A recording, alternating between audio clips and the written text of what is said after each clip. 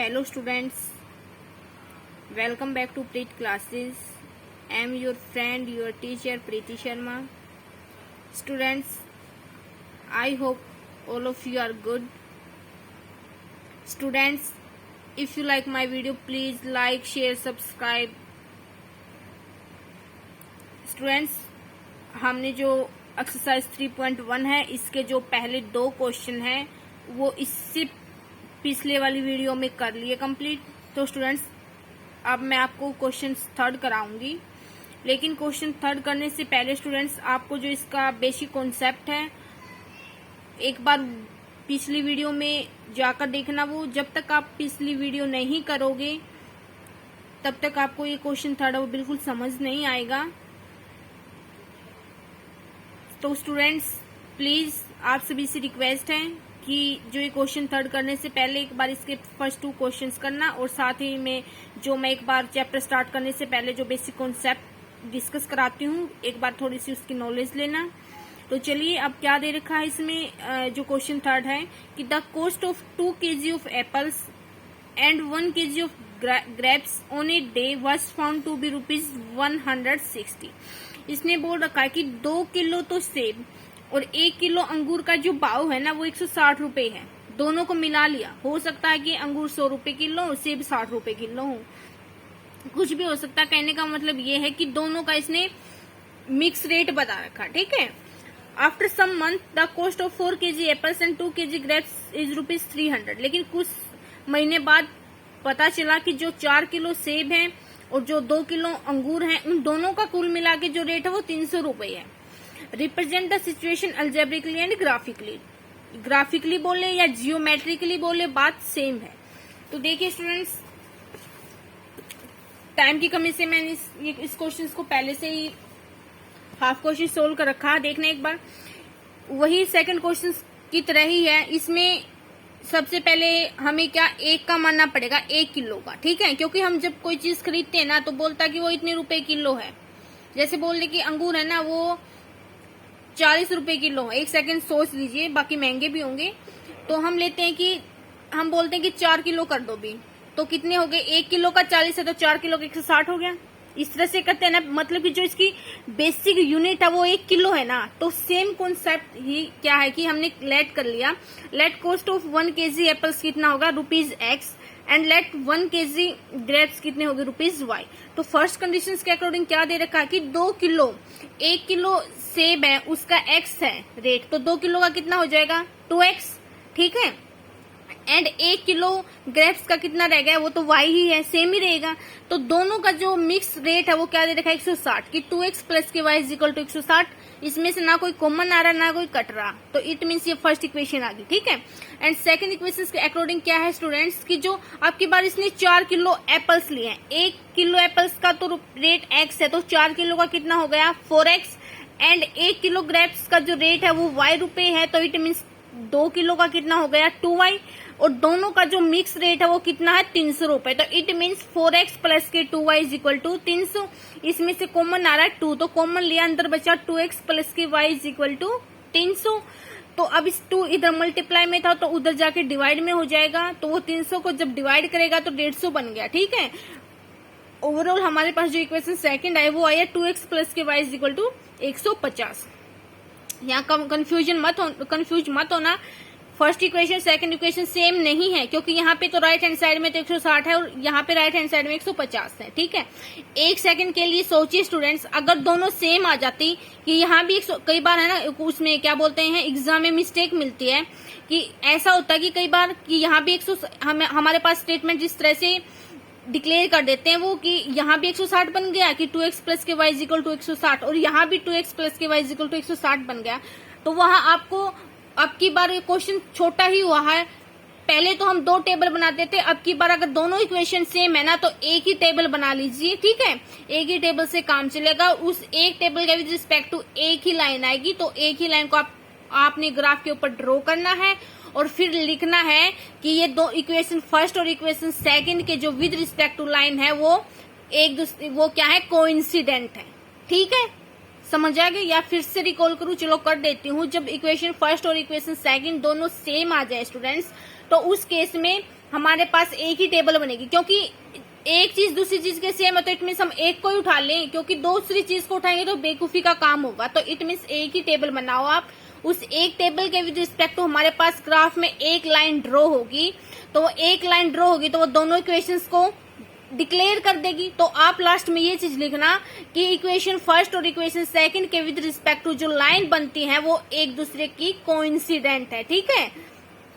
लेकिन यहाँ पे तो अलग अलग है इक्वेशन फर्स्ट और इक्वेशन सेकंड, तो हमने इट मीन्स अलग अलग से टेबल बना ली। ये इक्वेशन फर्स्ट के लिए टेबल है और ये इक्वेशन सेकंड के लिए। इक्वेशन फर्स्ट के लिए जब हमने x की वैल्यू यहाँ पे 60 पुट की स्टूडेंट्स, तो हमारे पास y की वैल्यू 40 आई, ठीक है। जब हमने x की वैल्यू को 70 लेट किया तो उसके विद रिस्पेक्ट टू y की वैल्यू 20 आई। अब इक्वेशन सेकंड में देखिए स्टूडेंट्स, जब हमने x की वैल्यू 50 पुट की यहाँ पे तो हमारे पास y की वैल्यू भी 50 आ गई, और जब हमने x की वैल्यू 60 ली तो हमारे पास y की वैल्यू भी 30 आ गई। मैं ये नहीं कहूंगी आपको कि जो मैंने वैल्यू ली आप वही वैल्यू लेना, नहीं, यहाँ पे इनफाइनाइट मैनी वैल्यूज हैं x और y के लिए। आपका जो मन करे वो लो, लेकिन कंडीशन ये है कि आपको ग्राफ के ऊपर वो पॉइंट लेने आने चाहिए, ठीक है। तो देखिए अब ये जो इक्वेशन फर्स्ट इक्वेशन सेकंड, आप क्या लिखोगे कि equation first and equation second represent algebraically, representation to find graphically बोले या जियोमेट्रिकली बोले, उसके लिए दो टेबल बनेगी। और साथ में ये देखिए ग्राफ आ गए हमारे पास, ठीक है। तो इसमें देखना स्टूडेंट्स कि जो x की वैल्यू है उसमें क्या है, देखना स्टूडेंट्स यहाँ पे x की वैल्यू फर्स्ट टेबल में 60 70 है और यहाँ पे 50 60 है, ठीक है। तो इट मीन्स जब हम x की वैल्यू की जो पॉजिटिव वैल्यू है 10 से स्टार्ट करके अगर 70 या 80 तक लेंगे तो चारों वैल्यू कवर हो जाएंगी। तो देखना यहाँ पे हमने ले लिया 10 से स्टार्ट किया और 80 तक ले लिया, ठीक है। अब देखना जो y की वैल्यू है वो यहाँ पे तो 40 और 20 है और यहाँ पे 50 और 30 है। तो इट मीन्स हम 10 से स्टार्ट करके अगर 50 या 60 तक लेंगे तो हमारे पास चारों वैल्यू है क्या वो कवर हो जाएंगी। तो यहाँ पे ले लिया कि 10 20 30 40 50 और 60, ठीक है। अगर टाइम कम है आपके पास तो ये जो इनकी नेगेटिव वैल्यू नोट डाउन मत कीजिए, नो प्रॉब्लम, इसी से कोई लेना देना नहीं, हमारा तो लेना देना बस लाइन ड्रॉ करने से। तो देखना इसने क्या दे रखा अब कि x की वैल्यू 60 है, उसके विद रिस्पेक्ट टू y की वैल्यू 40 है। x की वैल्यू 60 होगी तो इसके विद रिस्पेक्ट टू y की वैल्यू 40 कहाँ होगी, देखना यहाँ पे ये तो y की वैल्यू हो गई 40 और ये x की वैल्यू हो गई 60, तो ये वाला पॉइंट हो गया 60,40। पहले x का होता है फिर y का होता है, ठीक है। या गलती मत करना कि यहाँ पे पहले 40 लिख दो फिर 60 लिख दो, नहीं, कोई पॉइंट है ना वो पॉइंट इस तरह से होता है कि फर्स्ट जो कोऑर्डिनेट होता है वो x का होता है, सेकंड कोऑर्डिनेट है वो y का होता है, ठीक है। और सेकंड देखना एक बार, जब x की वैल्यू 70 है तो y की वैल्यू कितनी है 20 है। x की वैल्यू 70 है तो y की वैल्यू 20 है, तो ये हो गया, ठीक है। अब स्केल की हेल्प से इसको मिला दो,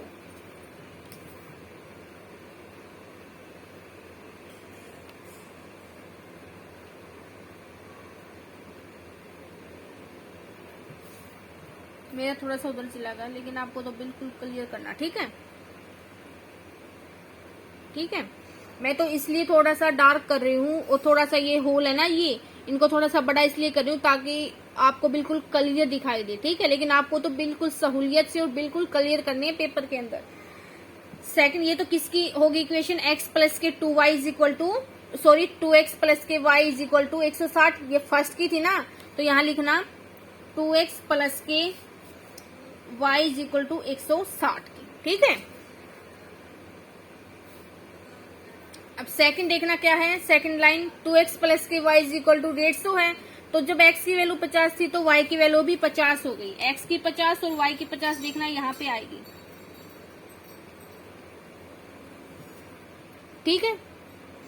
और जब x की वैल्यू 60 है तो y की वैल्यू 30 है। इस केस में x की वैल्यू 60 और y की वैल्यू 30,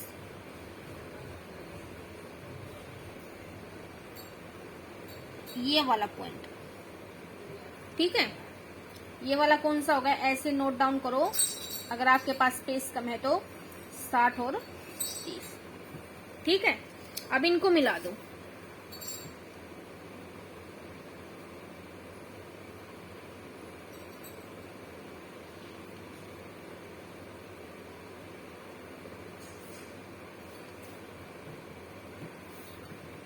ठीक है स्टूडेंट्स, तो ये किसकी आ गई हमारे पास, ये कौन सी लाइन की आ गई, 2x प्लस के y is equal to 150। Okay, तो इसके लिए जो क्वेश्चन है वो थर्ड क्वेश्चन वो कंप्लीट होता है। आई होप आपको ये क्लियर आ गया होगा समझ।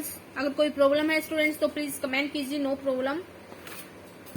देखिए स्टूडेंट्स, अब तो हमने इसको जो ग्राफ है, सॉरी जो लाइन है वो ग्राफ पे ड्रॉ की, और हमें अभी तक ये नहीं पता है कि जो ये दो इक्वेशन इनके विद रिस्पेक्ट टू जो लाइन है वो पैरेलल आएंगी या इंटरसेक्ट आएंगी या कोइंसिडेंट आएंगी, नहीं पता चला।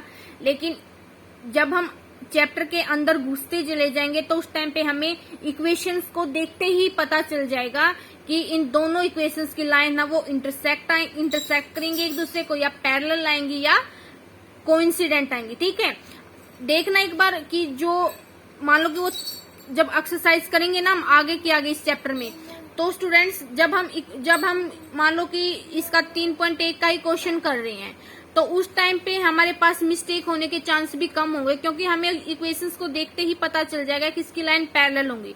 तो हम जब हम ग्राफ में लाइन को ड्रॉ करेंगे ना तो हम उनको पैरेलल ही इस ढंग से ड्रॉ करेंगे कि वो पैरेलल ही आए। अगर थोड़ी मोटी मिस्टेक भी है ना तो इस तरह से ही ड्रॉ करेंगे कि वो पैरेलल ही आए।